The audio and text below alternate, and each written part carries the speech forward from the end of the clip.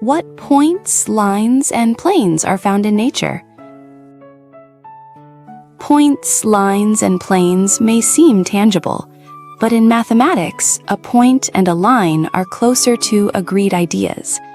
A point has no size, a line has no width, only length. A plane has no thickness. But the points, lines, and planes in nature, the things we see and touch, usually have size, width, and thickness. Mathematical concepts can be seen as a kind of baseline for understanding nature. When looking at leopards, cheetahs, and jaguars, their spots stand out first. They may look similar, but the details are different. Some spots are hollow in the middle, some have 1 or 2 small dots inside, some are filled. A leopard has black, round, flower-like spots with a hole in the center. A jaguar also has hollow spots, but with 1 or 2 small dots inside. A cheetah, on the other hand, has solid spots with no hollow center. These spots are not just decoration. They are a way of blending in, hiding between trees and grass, and moving in close before prey notices.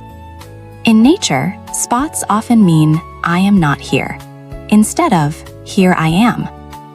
Sometimes spots become even more vivid. The bright spots of ladybugs, blue-ringed octopuses, poison frogs, and toxic mushrooms can even seem to invite danger. But how did these creatures survive in nature? Because these spots serve as a warning.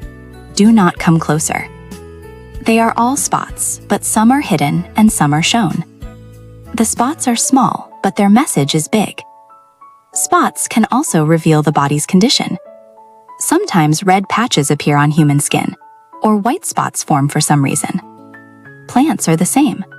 If black spots appear on leaves and the edges start to dry, it may be a signal from the leaf. In nature, a spot or a point is both a pattern and a signal. Then what about a line? If a spot is a sign, a line feels like a trace. The stripes of tigers and zebras are a world of lines crossing the body.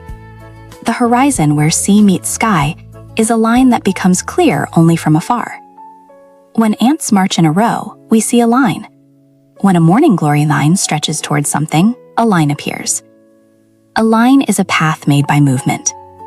Rivers wind as they flow, tracing curves. Snail shells grow in spirals.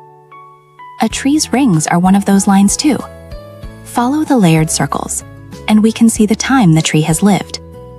Nature does not write its story in words, but records it in lines. In nature, curved lines are far more common than straight ones.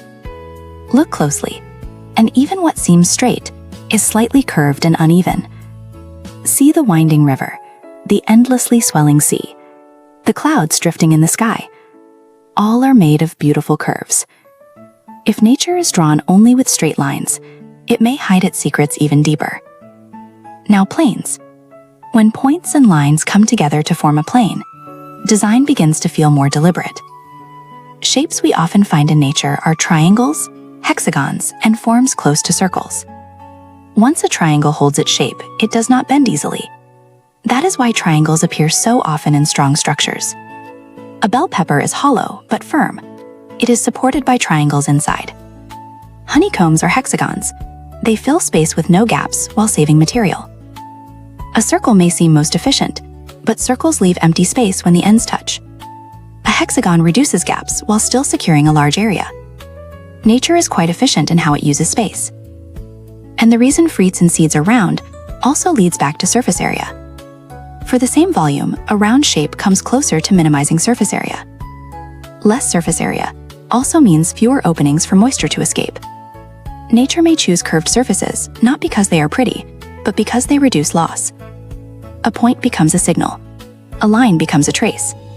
A surface becomes a design. Nature combines these three to hide, reveal, record, and conserve.